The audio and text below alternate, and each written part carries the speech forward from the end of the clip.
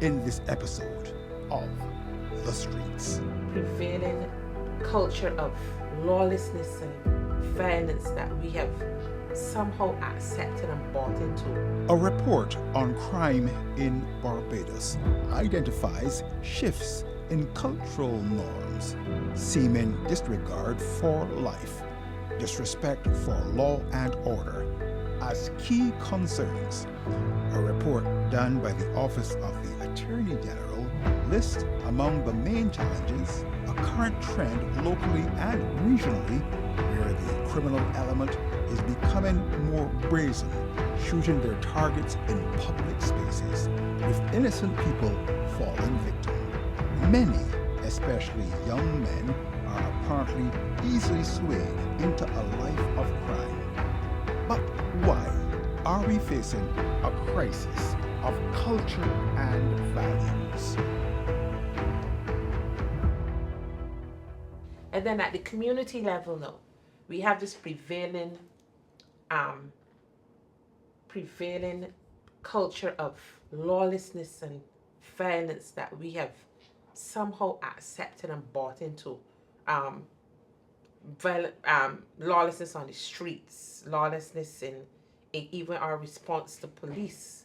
And when I say we, I'm talking about community response. You see videos with people cursing the police, and when the police have to go into communities and do raids and enter like a mob mentality, again anti-establishment, which I see creeping into our society. So it is different layers, and then I've not even touched on the issue of patriarchy and control, especially when it comes to domestic violence. Where so we have gender-based violence.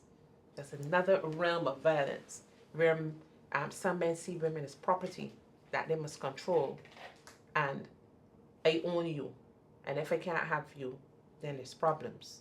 We have cases of men who beat women constantly because it's to bring them into line, into control. That is shaped into the whole issue of, as I said, control, dominance. The woman is to be, I'm to dominate her. She's to be submissive.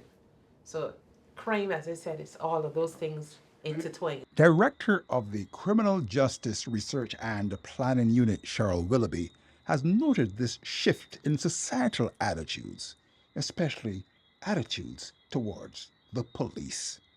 What is it with the change in attitude? Some people express concern about what they're seeing as an increasing tolerance for certain antisocial behaviors Yes. and increasing lack of support among some communities and some interests for the police. Right.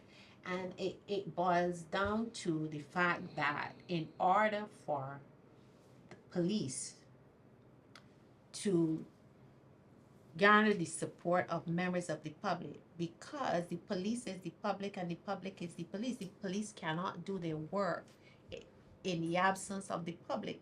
99% of the time a crime is committed, the police is not there. A police officer is not there.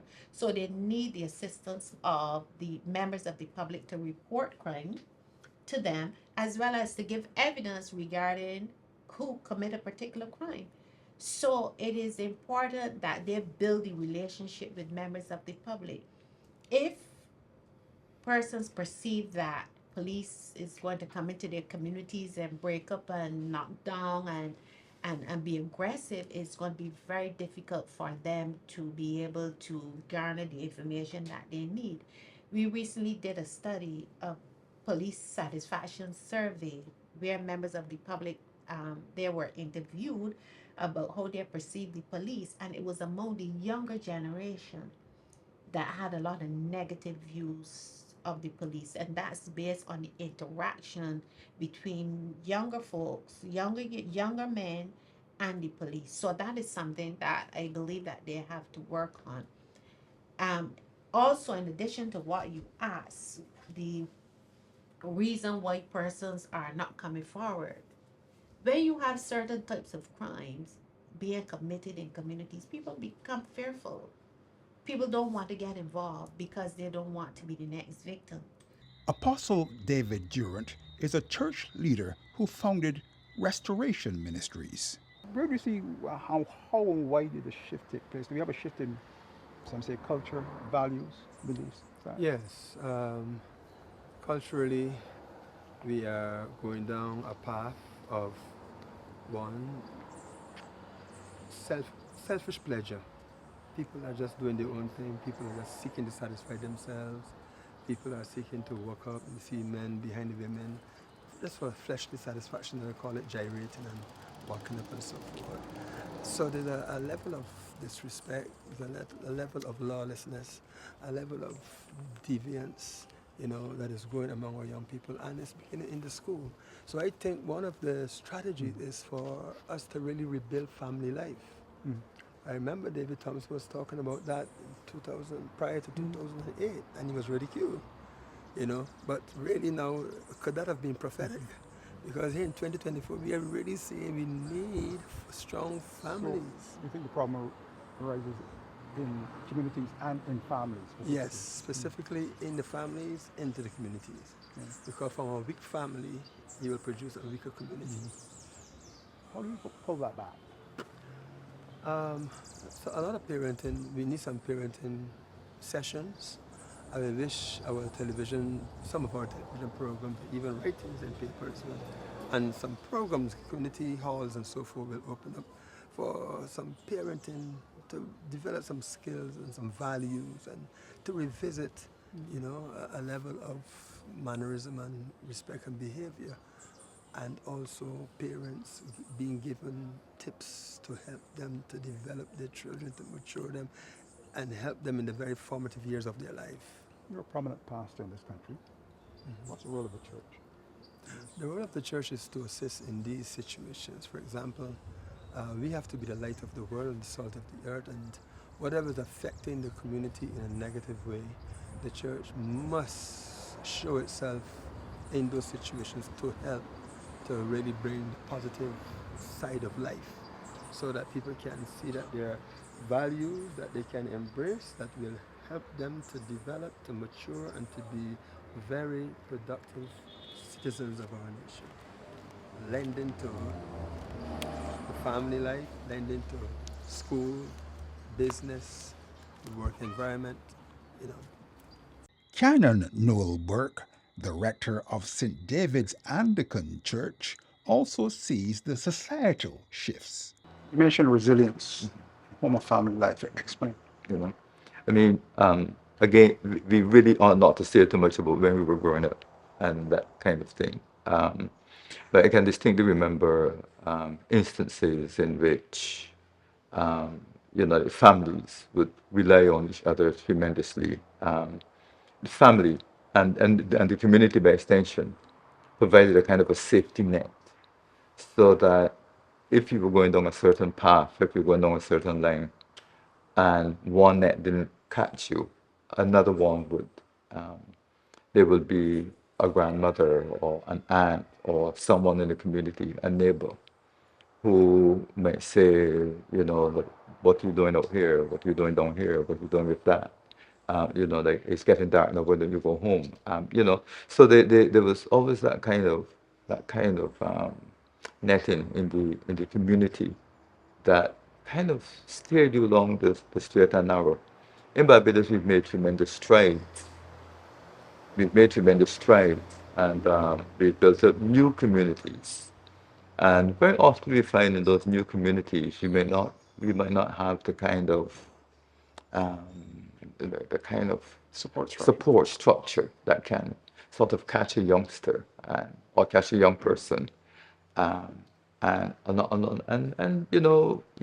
I don't think that young people are intrinsically evil. I don't think that young people are bad. I think that very very often what's clear to happen is that there's somewhere along the line, as they were going along a certain path, the- some activity or behavior was not exactly caught or not caught at the correct time. What's the role of the church in all this? The role of the church is tremendous in community. Um, of course, when we think about the church, we think about the values taught to us by our Savior Jesus Christ. And the teaching of Jesus is founded on love. I mean, love is the backbone and foundation stone of of Christianity. So we are talking about a behavior that is based on love, charity. And when we talk about charity, then we are talking about being able to show appreciation for persons for whom we may not even know. We have excellent stories. The story that Jesus told of the Good Samaritan. And that raises the question of not only who is my neighbor, but to whom am I neighbor? Uh, so that whole notion, the church teaches that whole notion that we are brothers and sisters together. Church, of course, is a interesting and fascinating term. As we think of church, we think of the discipline of church, the discipline of religion, the duty it brings. Being aware that duty is not a word that people like really. But how do we bring that to bear in terms of interventions? Situation we have right. Well, the point I'd like to make is that when you examine humanity anthropologically, you realize that religion has always played a part in the human structure, in human behavior. Persons, it is as though, and you could understand what I'm speaking from this particular theological perspective, that it seems as though we have been created in order to worship.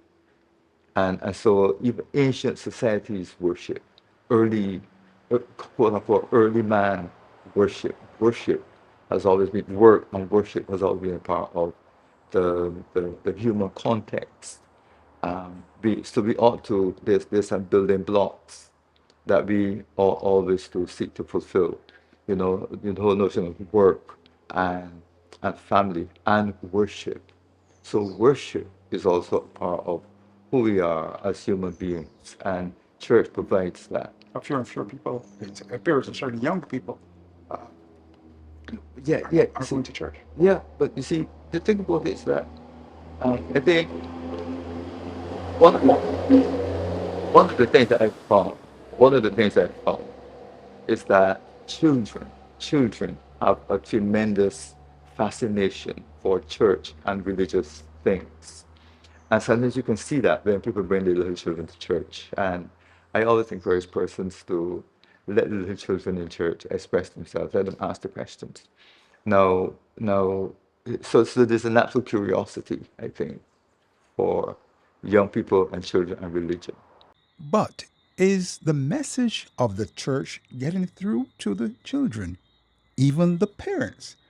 And what's the role of the parents in all of this? Cicely Clark Richmond is Director of Parent Education for Development in Barbados. It is a very serious issue because how you raise that child, how you are influencing that child on a daily basis is gonna have an impact, both negative and positive. We know in the Caribbean how we are raised with the first response to an issue is we get mad and we lash out. We lash the children. Um, we don't apologize. We don't come back and say, okay, I'm sorry, I did the wrong thing. I need to we need to look at ourselves and say, I need help because obviously my reaction to you is not the right way. A lot of persons out there who get involved in crime, when you dig down, and I'm sure when you talk to, you will realize a lot of them come into very dysfunctional homes.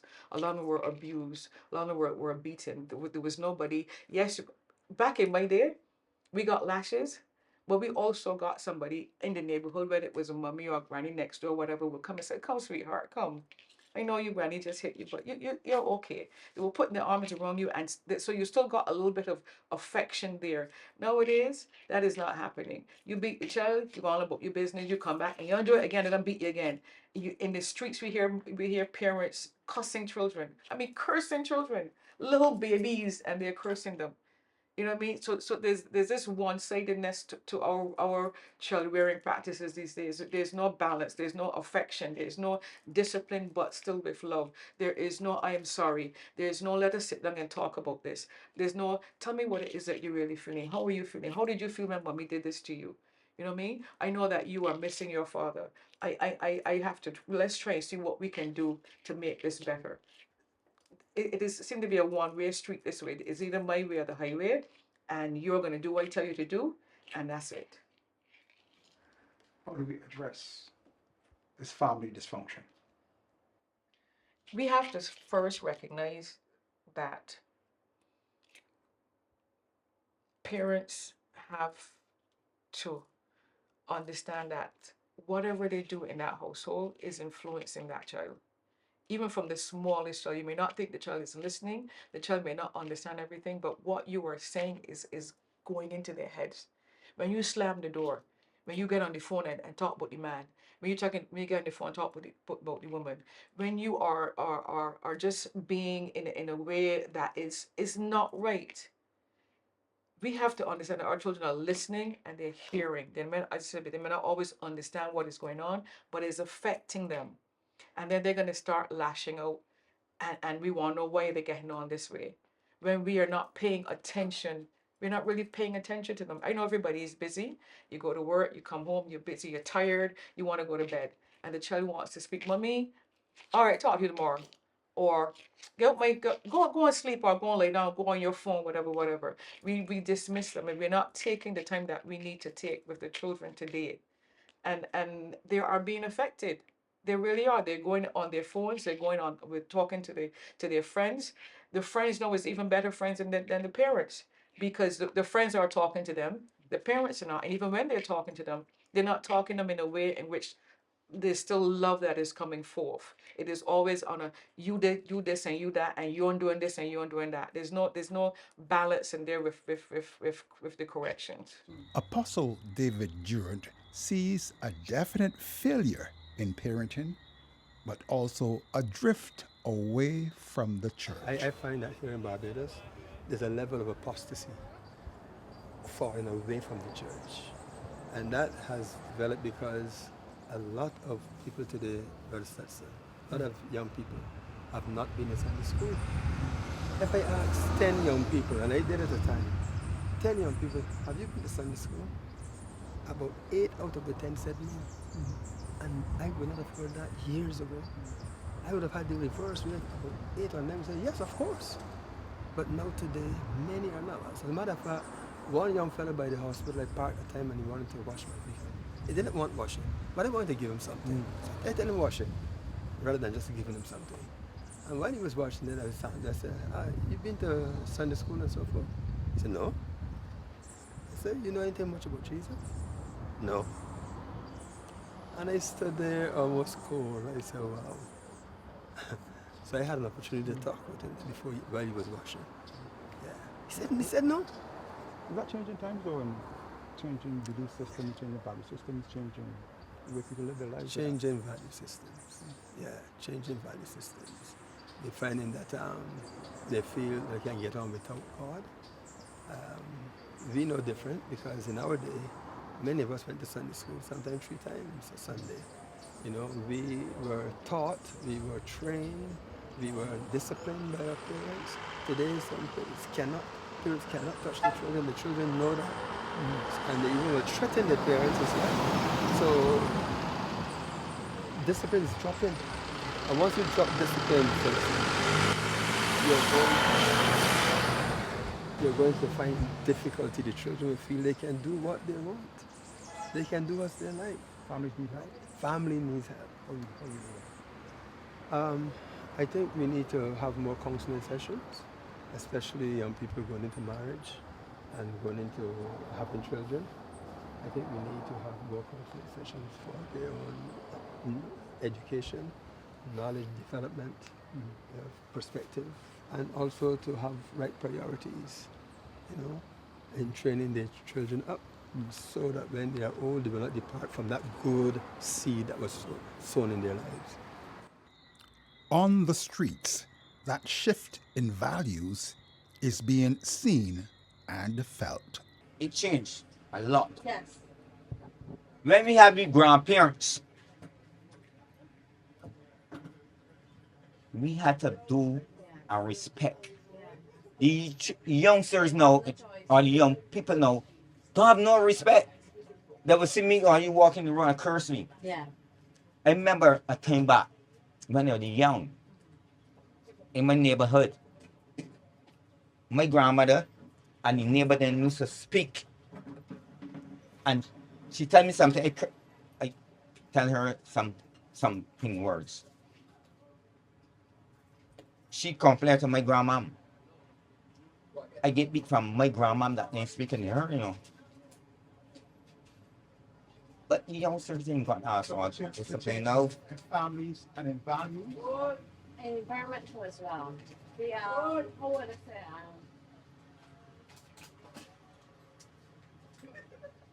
the real cause of saying is right. Destruction. You know, back in the days, you walk past, so you don't speak to anyone. I saw it. Your grandma said, hey, go back there. If people be distraught you by the wrong thing, you have to go back and take it back. Not now. It's not like that. You know, it's not like that. Instead that you getting up They're very rude and I guess in the and the parents now scared too as well. then You one should come not out be and fight scared. and You should not be scared. You understand? Because I'm getting to at school too. Because things change too at school. The Bibles do not exist in school anymore. How does society, how does the church turn that around? Shannon Noel Burke. One of the things we talk about, and I've been realizing, we talk about church because we talk about church as a visible structure. Um, when we speak of church, we are speaking now of relationship with God. And so the deeper question is, what is the role of God within the context of our culture? Where do we place God in the context of our personal lives? How do we link God into the economy and the political system and the legal system? How do we link God into all of that? How do we link God into our Good question. personal How do life? we do that? Yeah, Good that's question. right. So it's How like, do we do- it's a how do we- huge question. how It's do a we- how huge, do we do yeah, that's right. Do you that think part of the problem that- is people yeah. turn it away from God and the teachings of the church? Is it a turning away? Is it a turning away, or perhaps the need for greater reflection, I think, on the role that God has played or the role that God plays in our lives? I mean, when we read the Old Testament, for example, we realize that persons had the understanding that God Almighty was there in the very sinew of their being. And that's particularly the way we were as Caribbean people, or the way we are as Caribbean people. But as I said, there's a tremendous shift in values. And we saw that shift taking place. I mean, it didn't take place overnight. We saw that happening. We see a country and a Caribbean exposure to the wider world, exposure to the things of the world, exposure to other cultures where perhaps God, perhaps, whereas historically God was a part of the society, where people had perhaps less and less use for God or the notion of God. Persons perhaps hold the view that they've accomplished what they have on their own. But within our own context, we have to be able to realize that everything we do and that all that we're able to accomplish, the financial success that we have been able to reap. And we like to think of ourselves as a place that's developing the financial successes that we have had. We have to. How do you help people? How does the church actually help people to hear and receive those messages that you're speaking about? But I think Is the church doing enough? Yeah, but I think that church has got to. Something very, very interesting took place on the day of Pentecost when it is said they heard them all speaking in their own native language. I think church now has to be able to speak the language that persons are talking. I think that's where you're going. Are you doing a good enough job of that? We're doing the job. We're doing the job of good it. enough Are we doing a good enough job? Could we do better? Sure. Could we do better? Sure. Could we do more? Sure. I think church has to adopt the modern methods of communication that the world has already embraced. And churches are doing that to some degree. Can we do more? Sure. Can we do better? Sure. Jamari lacked that guidance from the church or a family, having lost his mother when he was just 16 years old.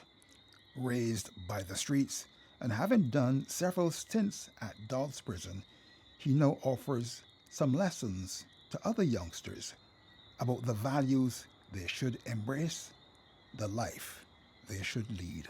Every time you learn when I started to drink, but her no more do, because that was my downfall, drinking book and marijuana. And so got marijuana everywhere, go back myself full of marijuana everywhere, go everywhere, There go. are the young people out there listening to this, watching this, Okay. have an opportunity to learn from your life lessons. You learned the hard way. Hard. Yeah, Leave them with a message. What message you want to leave them with? The best message I would love to give on the work now is honor on the father, on the mother, and just respect life. Or when you're dead, no one care about you, you're going to be just on a t-shirt, R.I.P. And everybody going to skin teeth and laugh. Maybe down going on in that hole. So the best thing to do in life is listen to my parents, take good our voice. You don't care about the block, going up for CXCs, going up for something proper in life. It's more out there than down the block. You on the block.